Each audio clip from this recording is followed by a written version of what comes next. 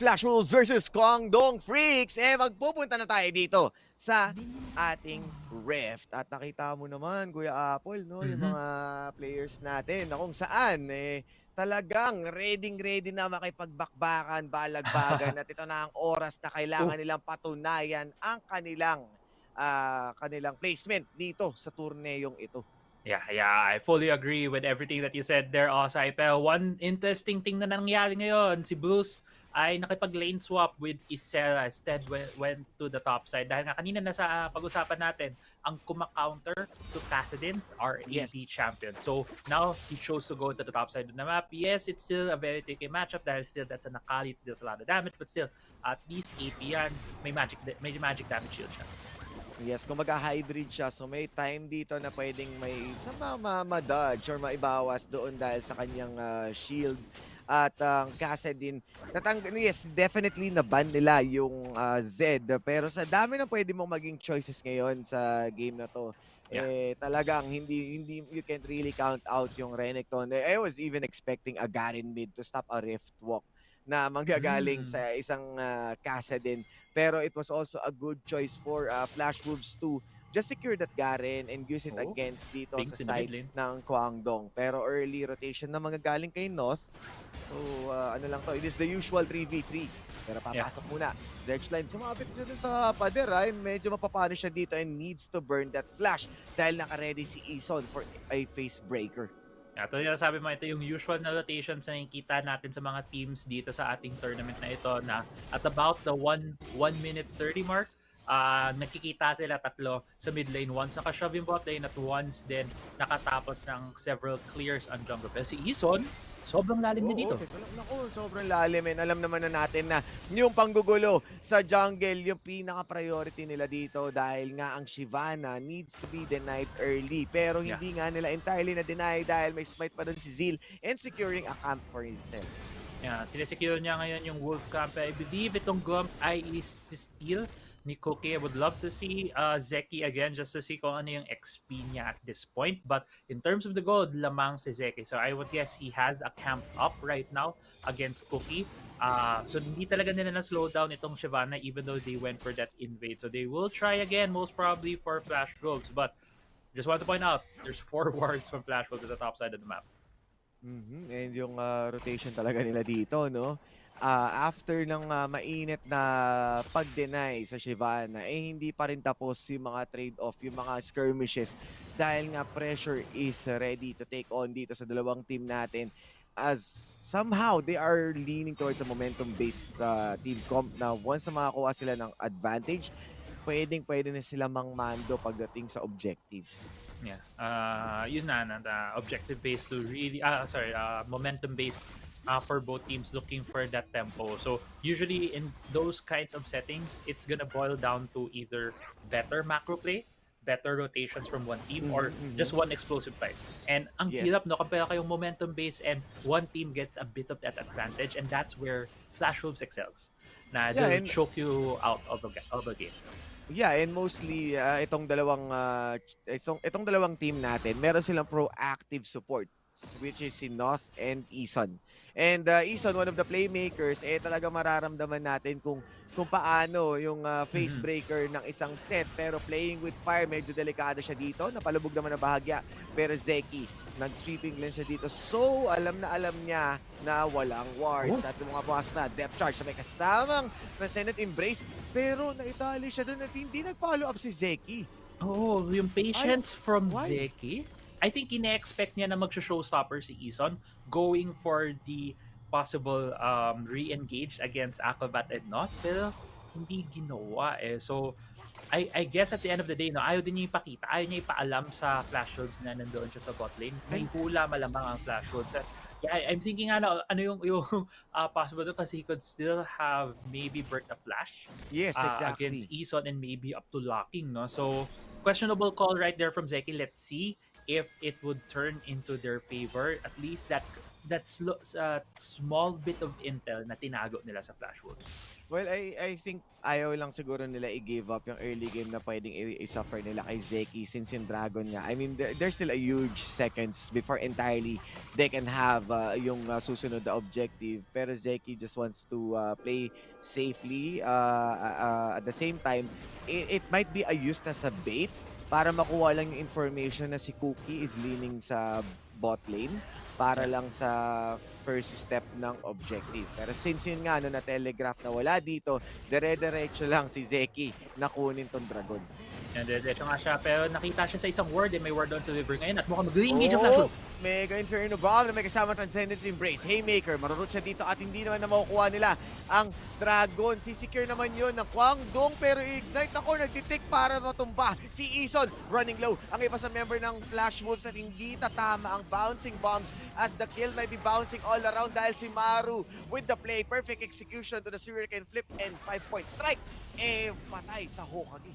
Yeah, patay nga sa ninja ng Kwangdong Fix yung members ng Flash Wolves. At the end of the day, nakakuha ng Dragon ang Kwangdong Fix as well as 2 kills, which evens out the gold right now for Kwangdong. No? And I want to also point out just little mechanical things that Maru did in that fight. But going back here into that Dragon fight, si Zeki talagang focus lang siya doon sa Dragon. Nakakuha na siya after he got that. Lumabas pa agad para hindi na makagive up ng more kills to Flash Wolves. But Maru, look at where he is on the map right now. From the mid lane, na dineside niya kaagad, I'm gonna get a target right here. He's gonna use the first part of perfect execution and flash para na makapwesto sa harap nitong Olaf para sigurado makuha niya yung kill and maybe think about of getting more kills on follow-up with the second part of the perfect execution. But na-recognize din kaagad yung Flash Wolves, so they were able to just full retreat instead of going for these turns. And again, ito na ngayon na nakikita natin ugali ng Flash Wolves.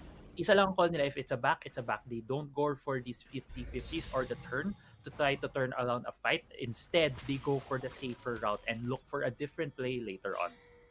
Yeah, and to be honest, no, kung papansinin mo rin yung play na yun, asa harap na niya si Ziggs, pero mas prefer niyang i-shut down yung Olaf.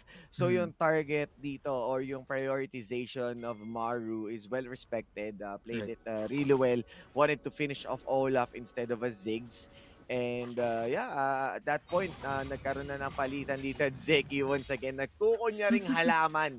Kunyari hindi siya dragon. Kunyari Totoo, ano totoo. lang siya. Normal na halaman at kunyari bubuga ng apoy yung halaman bigla. Bigla ano ngayon, ano yung flame plant pa eh. Ano yun, yung mga skin, pag may skin Oo. si Zyra. Although wala pa siya dito sa Wild Rift, no? Nandun pa lang siya sa PC version ng game na to. Pero Zeki, yun na, twice na niyang ginawa yun, which kind of shows in the gold, where he is 700 gold down, almost 800 gold down against Cookie. So we did si Cookie always on the map, always farming his jungle, habang si Zeki may times na nag-iintay ng gank. And that's kind of, I think, something na hindi ganun ka-efficient for Yeah. Shyvana. Kasi they need the gold to get a lot stronger, but let's see if it's again, if it's gonna pay off. You need to keep the ball rolling kung isa kang Shyvana dahil ngayon mga camps mo will be waiting and warded naman yung blue part ng pinuntahan ni Zeki. So aware ang Flash Wolves and tried to pressure yung mid lane. Kaso the response coming in from Kwangdong is mabilis masyado for them to secure a mid lane push pero sliver of health might be potentially na pag bumalik doon ng isang satchel makakapatay na. But playing with fire, No? Seal and Bruce, tingnan natin, papasukin ba ni Cookie? At Hihintay syempre si sila. Iso nandito rin. At ito na, Undertow na may Ooh. base breaker. Kasama na Showstopper Gargoyle Stoneblade. Makakatakas pa kaya pero hindi na niya ginamit pa ang kanyang flash at tinanggap na lang ang kamatayan. Yeah, I think dapat ang Kwangdong dapat ang Flix nakapansin na sila na when Flash Wolves doesn't back off, ibig sabihin pinapain ka nila into a fight. That happened there because not thought na mauna tayo. Si Zeki padating na dito sa bot lane. So we'll have a numbers advantage and then start the fight. But the thing was, Flash Wolves was first on the play, was first on the rotation, so immediately got that three-man group to burst down the Nautilus. Yes, and exactly. Na talagang binuhos na nila lahat yung meron sila sa play na yon and it was a good call for them na somehow binate out lang talaga ni Zil and yun Mm. naman yung na-miss out din ni Zeki kung kailan nagkaroon ng gano'n ng play, siya yung nawala. Oh, Pero mukhang magwawala sila dito, isa ang nahuli sa Transcendent Embrace at makukuha nakuha ni pa Zeki. rin ni Zeki ang Rift Herald para dito sa Shyvana. Perfect execution na kasama Maru. Shuriken Flip pero si Bruce Almighty showing who's the boss and Maru will go down. Yeah, Maru does go down. Yung objective did go to the side of Kwangdong Fix with Zeki with the hero play using the Dragon's Descent and then also getting that smite off. Pero ang medyo delikado dito na para sa Fix no ay 3-0 na. Yung kaso din ni Bruce already has the Rod of Ages, so kanina pa yan nag-tick to get those stacks alongside the Seraph's Embrace. So tapos na yung mga scaling items niya. Pwede din siya mag-transition to either more damage with more AP to some more AP items on his side. But going to this replay right here, no, ang flash ult ang nauna dito sa Herald, pero ang ganda lang din ng timing ng pasok ni Zeki to be able to steal that. But still, Bruce was able to clean up, get some more kills, get some more gold into his pocket to really accelerate the pace of this late game Kassadin. Yeah, and ang ganda rin ng lapag ni Bruce doon sa kanyang Null Sphere no, to finish the kill as we know that Null Sphere here is a skill shot Yeah. compared sa PC version that it's a single target. So good play once again as the flank went in. But this time around, the Dragon muna ang focus natin, creating a lot of pressure para dito sa Rift Herald. So Shelly will be summoned but a few damage being Oh dropped no! dito kay Zeki and will not continue the headbutt. Napo-force sila mag-redemption dito para lang makarecover ng bahagya si Zeki. But they are aware but no vision onto the other side of the map. Si Maru, tamang patience lang. Mahuhuli kaya dito ni Bruce. Depth charge ka agad na may kasama Shuriken Flip pero may Zonias para mapigilan. But this choke point doesn't look good. Magka-flash away kaagad dito si Ison para mabuhay ay another flash na mabuburn dito para kay Cookie. So, mapapabayaan muna ang Ocean Drake na to. Si Not playing with Fire Nautilus na ginamit na ang Bruce? kanyang hook at si Bruce once again magagamitan ng Resolve, magagamitan siya ng Lubid pero hindi pa rin siya mahuhuli but the Dragon will be secured by Kwangdong Frick. Second Dragon na ito ng ating game. What a play right there from Kwangdong Fix. Oo, wala tayong nakitang kills doon, but just the calls of immediately focusing down Bruce. Flash. Oh, teka lang. Na may kasamang 5-point strike, Shuriken Flip, wala kang takas sa Assassin and Maru secures another kill. Yeah, Maru on this Akali has just been doing the damage against Flash Wolves. Medyo hinahanap ko din dito sa composition ng Flash Wolves no? Kasi ang AP bot lane nila ngayon ay Karma. It doesn't deal as much damage as let's say as Ziggs. Yes, may mga bursts of damage but when you miss that skill shot, wala na nauubos na yung continuous damage na maibubugan nitong Karma. So far, it has really been Maru and Zeal. These two solo laners ang talaga nagdi-deal ng damage in these fights, especially in these objective fights against Flash Wolves.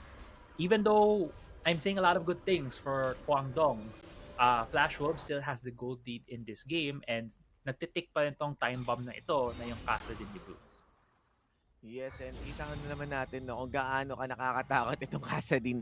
Na yes, itong si Maru as an assassin tulad ng sabi nga ni Kuya Crazy Apple, no, na talagang when you look out for that Ziggs and sa draft pa lang, Arenek ka na nakali, mahirap na yon. Kaya ngayon, si Bruce lang yung pwedeng sumagot dito sa Assassins and pwede nilang magkapilayan. Pero yun nga, no, the stun, the kill, and mukhang depth charge. Aabuti siya sa pinakadulo ng kamatayan.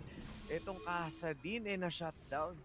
Yeah, minsan lang natin makita si Bruce na mag-overextend looking for that damage at he was immediately punished by Kwangdong Fix. But looking at the other side of the map, may split push ngayon si Isera. Kwangdong needs to make a play here in the mid lane if they would decide to stay here. But Isera, with the retreat, medyo nalinlang na rin ngayon ang Kwangdong with some of their rotations na they were looking to create a play in the mid lane. Pero hindi, bumalik pa rin si Isera dito. So let's see what's gonna be. Mukhang wala naman tayong makikitang kills dito. So I guess at this point in time na Osai, medyo may parity tayo on both of these teams. Yes, so yun nga, no, wala pang evident kung sino pinaka makakuha nito but drafting nga itong Nautilus, no, nakita na natin, we saw this kind of play na yung depth charge being used sa mga slippery targets. We saw yesterday against sa Kha'Zix as a jungler na ma-deny yung ganong klase objective. This time, Bruce got the taste of how salty yung salt water na binigay sa kanya mula sa ilalim as North is really on point on making sure that no one will escape him on his hands. Yeah, and yun, it's gonna be the catch, right? From Guangdong, hahanap sila dito ng catch again from North. Makahanap siya ng hook, makahanap siya dito ng depth charge. Pero numbers advantage right now for Guangdong in the Baron pit. So if kaya mapastay dito ni Malu yung dalawa, they Oh, are starting okay. the Baron. Oh, starting the Baron but Mega Inferno Bomb being used so they have the vision at nakapaligid din naman si Isera for any respond. Naku, kailangan nilang takutin itong KDF. Yeah.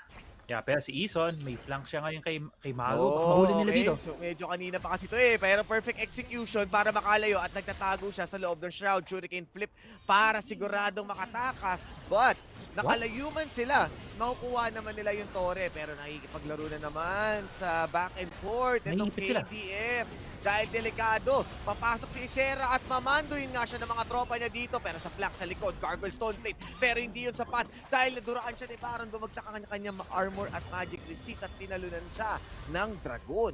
Yeah, grabe. And that was a very cheeky call from Guangdong. Kasi I was looking at the map at that point and Flash Wolves was in the mid lane. They were trying to siege down the turret. Nagkulang lang sila sa main wave and Guangdong was the immediate call was, let's start the battle. Hindi nila mapupush kagad tong second tier turret natin. Kailangan pa nila maghintay ng another wave. So they were able to bait out Isera and get one more kill into their favor. Now they have a bit of leeway in this map, about 10 more seconds habang wala pa si Isera, so they can put down some more wards, they can put down some vision into the Baron pit. But so far, no, wala pang additional wards na nilagay dito ang Guangdong. So let's see how or where they're gonna make the play right now with 25 seconds left on this Infernal Drake. It feels like Guangdong Freaks will be focusing the Dragon. Yes, at mukhang re-respond na rin dito si Isera, no? They want to start pressuring yung mid lane kasi isang satchel na lang or even siguro I think isang decisive charge strike lang ni Isera ay makakapatay sila. So they can start with that and make sure to split the manpower na manggagaling dito sa Flash Wolves. At yun na nga, nakita natin na Shinove nila yung mid lane, converting it for KDF to run on a different spot. Pero sayawan lang muna tayo. At mainit ang dance floor dito. They have the red ward or the pink ward para dito sa true side. So alam na nila na walang vision. At nagkabugahan na nga, nagalit na. Gargoyle Stoneplate na naman ang gagamitin dito ni Isera at makukuha man nila Scuttler. Sa likod naman si Maru. Yung dalawang assassin may kapaglaban na pero dalawa. Actually, apat ang nahuli sa facebreaker pero wala sila naging follow-up. Perfect execution na biglang liko. Ikatlong dragon sa kamay ng KDF. Yeah, tatlong dragon and that only cost them a bit much. I would say mid lane turret did fall to creep, so a second tier turret down for for Guangdong at this point, and also kanina the top side malaking minion wave ang kanilang give up, and that has been the pattern so far, no, for the Freaks. They would give up some of their structures, yun yung tinitrade out nila for better positioning into objectives, and that they have been capitalizing in so well. Third straight Drake for them in this game, and just looking at this replay, tinry ng Flash Wolves ang lahat para ma-prevent ito, Ison even going in, but talagang entrenched na yung position ng Guangdong. Sobrang calculated yung pasok kahit nga yung pagka-use ng Dragon Descent. Doon, may another catch right here. No! Nako, si Bruce manatali na nga siya dito. Mega Inferno Bomb pero makakataka siya with the Rift Walk. At safe naman, kaso kailangan lang talaga nila mag-burn ng mga resources doon para maibugaw palayo ang KDF. Yeah, and ang tanong natin, no, sa start nitong series na ito, medyo mabagal ang laruan ng Flash Wolves, but we were on the side of Flash Wolves. Kaya nila mag-get ng early game lead and then just choke out the other team. Guangdong is not having any of that. They keep matching Flash Wolves in every step. Kumbaga kung sayaw to, kung tango to, laging talagang imperfect sync pa yan si Fix with Flash Wolves in this game so far. And looking at the goal, kung kanina may slight lead ng Flash Wolves, it's neck and neck at this point. 18 and a half minutes in this game. This game can still go in anyone's favor. Oh, teka lang. Dahil nga gagamitin ng Embrace, magagamit din ng Ragnarok. So any moment, brace yourselves ang gagawin nila dito dahil si Bruce nakikipaglaro sa apoy. Napapalayo. Masyadong umaharot at ang layo na naabot dito ng KDF at wala nang backup na magagaling dito sa Flash Wolves, and in a jiffy, mawawala na doon si Kuya Bruce. This will be a big opening, a huge opening para dito sa KDF. This is a 4 versus 5.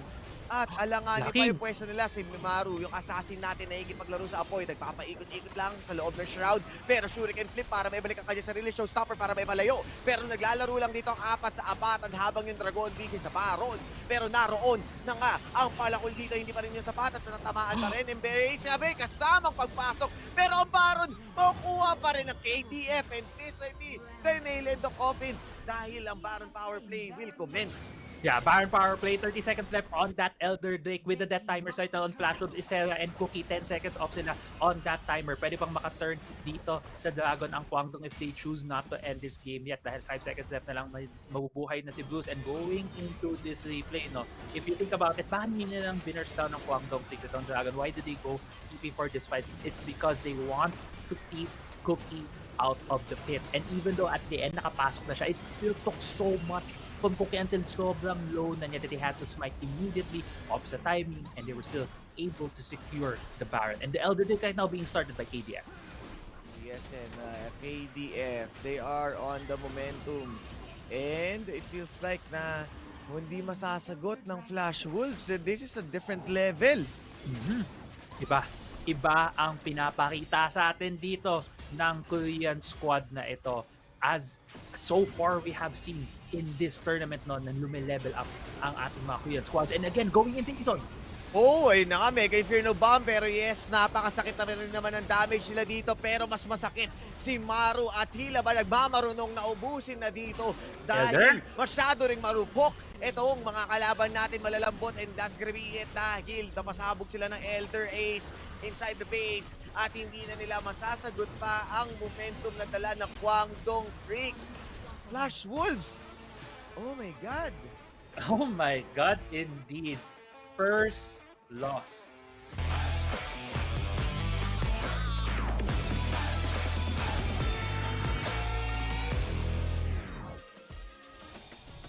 Game 2 of Flash Wolves versus Kwangdong Freaks. And we saw Game 1 no, na napakatindi ng naging laban natin. It was a close one but KDF was able to snag one win. So this will be a match point for them. Kuya Crazy, as much as your name states it, ang crazy ng ating draft ngayon. Mas crazy pa yung draft ngayon eh kaysa sa pangalan ko eh. Kaya I'm still crazy draft in awe. na, hindi na crazy apple. Yes, crazy draft indeed. And hindi ko pa rin talaga, honestly, it's hard. I feel like it's so hard to wrap my head around this pick. Kasi usually you would pick, you could also say na, hey, if it's the traditional ADC, you just wither, right? But wala yun exactly. eh. So, I will have to see. We'll have to see it play out to figure out how it works. Mukhang gane, oh, Locking using the honey fruit early on. It's just 50 seconds and you're burning honey fruit. Mm-hmm. So once I think once the inner flame hits, it's a free spirit fire. And then you can just put another a wither para mas fully maximize yung mga poke nila. So this will be a poke type bot lane. Yes. And so far, no, we are seeing a flexibility on this player. Both of them, honestly. Si Akabat ngayon, siya yung unang gumagang dito sa mid lane. Siya ang nakikeep up ng tempo with Kison, the Dragon laner from Kwangdong. This is odd because yung Dragon, tulad na sinabi mo, Dragon laner yung nag-rotate habang dito naman sa Flash Wolves is yung support. So ang naiiwan dito mag-isa is si North. It feels like he's the one who's taking all the farm. So we're putting a back foot dito kay Acrobat na nagmumukha siyang support. Yes, exactly. And right now though, siya nga yung support and Kwangdong has a control on the top side scuttle, so they were able to secure it. And I think honestly, Flash Wolves is just as confused as we are with what is happening right now. And this could just be the weird thing. Yung panganayang left hook na needed ng Kwangdong to finish out this series. I mean, it's very early to tell. Exactly. But, hindi mo alam eh kung nasa utak ng mga pro player na to eh. Lalo na this is a very different meta from what we see in our own servers because this is the Koreans. playing this. This might have been in, I don't know, in solo queue in Korea. And again, now sa lahat ng nanonood, pagkagayahin nyo tong bot lane na to, siguraduhin nyo, make sure that you practice it first before bringing it to Oh. rank games. Thank you. Oh, no, no, no, no. We don't use those for practice. Diretso rank ka agad. And alam mo naman na mga Pinoy mahilig sa pagsubok sa buhay. And yun nga, no? Yes. At evident, Zeal? pretty evident, no? Kaya isa lamang akong gold. Pero Zeal right now might be looking for converting a gold kill. But Isera, Respecting, and Bruce might be going for an answer. But the turret plating, maghahati dito si Maru at saka si Zeal. Warded ang spot na yan. So they are well aware. But the rotation na manggagaling dito kay Ison, magbabago dahil nga nag-back out na muna si Zeal. Hindi na muna siya kakailanganin sa top lane. Pero yung recall timing ni Isera parang sumablay. Yeah, medyo nga sablay. Dahil nga doon sa pressure na nangyari doon. So makakuha pa ng isang plate ang Flix dito sa top side, nakipaghati ulit si Maru with North. And honestly, that's not the worst thing, no? Na nakipaghati ka pa rin ng plate kasi it's still a plate and still 150 gold towards the team. And right now, I'm just looking at the lane assignments kasi tuloy na lang napansin natin si Acrobat, yung Dragon Laner ngayon ang support ng lineup na ito while the Nasus is the one who's farming, so you could very well see na ang tinoka na nila na tumapat dito sa Nasus ay yung Ziggs. So Ziggs can keep farming while I don't think the Ziggs has much kill pressure. There's no kill pressure, honestly, against a Nasus. So it's just going to be the farm lane there. But we have seen then that the lane swap has been initiated wherein si Zeal na ngayon ang dito sa bot lane na tatapatan nga itong Ziggs. Yes, and I think nakakabawi lang din talaga si Acrobat, no, in terms of taking those turret platings. Pero even yung kanyang items dito, no, parang nag-lean towards the support using a pink ward instead of a different choice. Are we seeing Acrobat as a support right now? Pero yun nga, matatali kasama ng Embrace, but they don't have enough damage. Dahil alam naman kung gaano kakunat si Ison, and they don't want those tower dives dahil naka-ready rin yung Death Charge. Yeah. So here's my thought process, right? With what you mentioned na si Acrobat ang magiging support. Baka magkulang sa damage ang Kwangtong when we get into these mid-game fights, right? Kasi Nasus, yeah, he getting these stacks, but still, yung overall build niya is a tank. And if you're gonna be facing this tanky lineup right now, though, from Flash Wolves, nako po, ayun na nga, nagkaharap na yung mga tangke dito. And even si Not, naka-ready na rin siya, though hindi pa niya ginagamit yung Fury of the Sands. Pero yung magkapatid, the Brothers of Shurima, will make sure to take down dito si Cookie. So it means that there's no jungler. And kills after kills. KDF, the cheese strat will be used. it doesn't matter. It doesn't matter. It doesn't matter if they don't have damage. If you just steal the Herald and kill them anyway, you're still gonna get that 3-0 lead and kills. Getting the first third the top lane along with that Herald, Kwangdong Freaks. Baka nga ito na yung kanilang weird off-field strategy. No? Kita mo dito si Zeki, ini-steal niya again.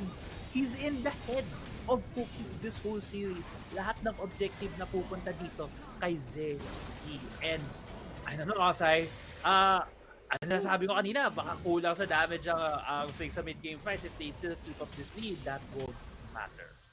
Ang feeling ko in terms of damage department, yung Spirit Fire nagpapadali. And if you're going to check yung item ni ni Maru, diretso Ruin King. So they are in it really to win it with those skirmishes na talagang damage ang priority nila dito. Hindi na kailangan mag-Black Cleaver o kung ano man. Pero masyado masakit. Hextech ultimatum kay Martian Justice as we are putting back the Justice into this system. Dahil nga, they are living rent-free dito sa utak ng Flash Wolves as the re-engage will come in. The Cyclone at napakasakit man ng Kasa din, hindi na siya makakasapa ng isa pang kill dahil masyado nang lumalim at hindi na nabakapan ng Flash Wolves. Yeah, hindi na napakapan, but at the end of that fight, no, wala pa rin nakasecure ng Dragon. As we head into this replay right here, back and forth itong fight na to. They are all fighting for the Dragon. Pero medyo naalangan din ang pwesto dito ng Kwangdong. Nung nakatalikod, nandoon sa likod nila, si S7 were able to burst down Zeal. But Guangdong, persistent, tenacious, hindi nila hinintuan yung play. After taking down Eason, they were gonna be eventually taking down Good kasi hindi siya makaalis. Bakit? Na-wither siya nung Nasus na carry ni Not. At ito na, balik tayo dito sa Dragon. At yun nga, nagkakasayawan na tayo muli dito sa Dragon at nagamit pa yung resources sa ilang segundo na lamang manunumbalik na ang ultimate ng bawat isa. But if you're going to check right now onto the side, decisive strike being used, everyone turn, Gargoyle Stone Plate will be used, but the redemption being burned. Dragon is slowly lowing its HP pero papasok na, secure pa rin talaga ni Zeki, and Cookie once again will fail. Hextech ultimatum for him to die 6 feet under at nagkakaripasan na ng takbo ang Flash Wolves. It's at this point it's just a smite diff. Zeki still securing these objectives at Bruce. Alam ko may refo ka pero medyo delikado pa yung pwesto mo dito. 4 yan. Ayun na, ayun na. Siphoning strike. Pero mukhang gusto lang nila i-zone para makuha yung tower. Cyclone. At mukhang hindi naman na magagamit anytime soon dahil naka-cooldown. I mean, the decoy will tank that decisive strike and they're just going to bail out safely. Yeah, they're able to bail out and still deal a bit of damage to that turret. And again, going back to some of the points that we've seen in Game 1, Guangdong Freaks playing very disciplined, at the same time, very decisively. Makita mo yung mga decision-making nila when they see an opening, they immediately go for it, and when they see na 50-50, layuan natin. And I think what works with that kind of thinking and strategy right now for Guangdong Freaks is ganun din ang line of thinking ng Flash Wolves. So Flash Wolves is not gonna take these very risky fights. When Guangdong sees that Flash Wolves is gonna go in, it means kaya ng Flash Wolves. And if I was Guangdong, I'll back away. I guess the short story on that, the TLDR is nagiging nababasa ng Guangdong ngayon ang Flash Wolves, and they are just executing that right now in Game 2 of the series. Yes, kita naman natin kung gaano nga yung pressure na nagaganap dito. Pero mukhang mas gusto nilang i-focus dito. 3v1, 4v1 actually para makatakas. Pero the death mark, the shadow play at kasama na ang Flash pero nagpapaikot-ikot dito. Pero si Acrobat nga ang shield ay nandyan pa rin para ba protektahan at walang mamamatay sa side ng KDF. Yeah, walang mamamatay. And on the other side of the map, sinecure ng Guangdong ang Herald, and meron pang shoving sila on the top side. So, kailangan nila aktan. Naku! So, si Maru, mahanap muna na marupok dito. Wala muna. Easy lang. Easy lang sila, easy lang. Alam ko, may ipit na naman eh. Alam mo, mga Zigs dito, biktima ng karahasan eh. Medyo may hugot yan. Naman ko lang as a Ziggs player. pero ganda din naman, very very skillfully Locking was able to escape from that gank coming from Malo, na he was able to use both the satchel and the max range as well as the flash pan. Hindi siya maabot ng stun. But going back on the state of the map right now, 2 towers are down for Flash Wolves, only 1 down for Guangdong Freaks. So in terms of overall macro, Guangdong could very well have more vision control, pero hindi ko alam kung alam dito ni Zil na may Eason doon. Mukhang 2v2 at nagkalayuan lang sila. Pero let's go back into thinking about how this Nasus just works the moment. I think yung very reason na nagawa niyang teka lang nakita na boy ninja. Yung ninja dumaan sa anino, nakita niya may mga anino ng iba yung damuhan eh. Pero tingnan natin, sige, tatluhan pala ang gusto nyo, 3v3. Pero Warden, si Not naglalakad sa kamatayan, tila yata kamatayan to, pero mukhang nakaread naman ang kanyang Fury of the Sand, Dominus. Pinak na dito, nakikita mo naman sa picture, may nakikipaglaban doon. At yun na nga, naku, sabi sa'yo, biktima na karahasan na naman niya, si Maru the Marupok. Looks another bonk dito kay Locking. They are locked down dito sa baba dahil wala na silang magagawa at hindi nila masasagot yun. The tower might be free para dito sa Dragon Lane, pero nagkakahanapan, ginamit ang zone niya. Yes, meron ng anino dito para mapaglaruan. Rift Bomb, bahagya, pero hindi na nila ipupush pa dahil mission accomplished. Locking na may kasamang toreng pabalot ni Nanay.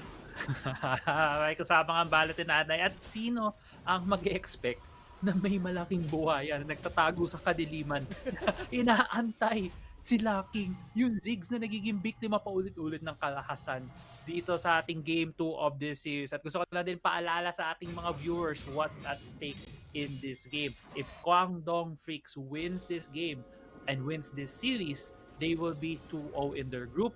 making sure that they will be getting at least into playoffs, because this is still a single round robin best of 3 format. So a lot of the line right here for Flash Wolves, kasi if they also were able to get the comeback, they can get also that spot. No? So Guangdong Flakes, let's see how they're gonna close this out with this very, again, yung weird pick natin on the Nasus na I'm just so Yun nga eh, feeling baffled right ko now. ano to eh, Kuya Crazy Apple. I think for the reason na Acrobat roaming around gives a lot of XP to North, it feels like you're playing a solo lane Nasus.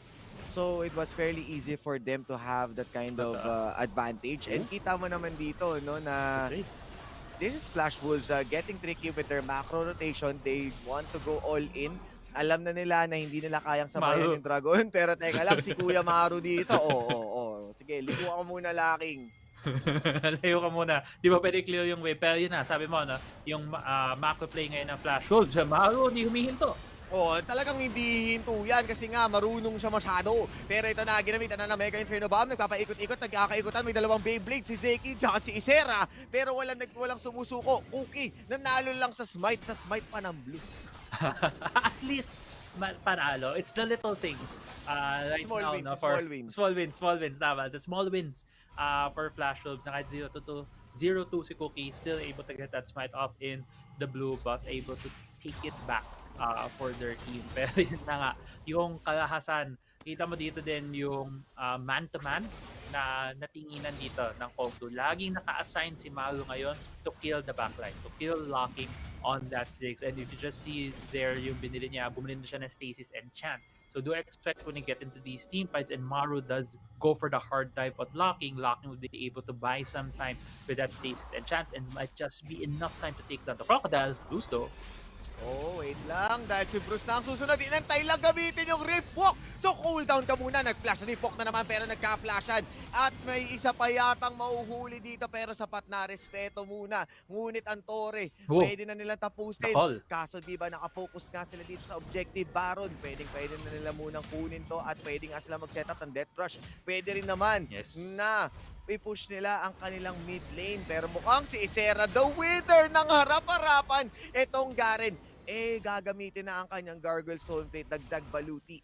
At Yeah. si Zil naman ay magde-defend. Yeah, si Zil magde-defend kaya nag-call off doon ng Guangdong ng chase and they also did not try to secure the balance. Still 15 minutes into the game, 9-1 ang score natin and Guangdong Fix might just be able to pull off the upset against Flash Wolves. And Flash Wolves is not I know them as this team that gets ahead in the early game and just doesn't let off the lead until they're able to get the late game. Now, we're seeing them on the other side na ang Guangdong naman yung nakakuha ng slight lead early game, they're just never letting it go and they're slowly trying to choke out Flash Wolves from this game.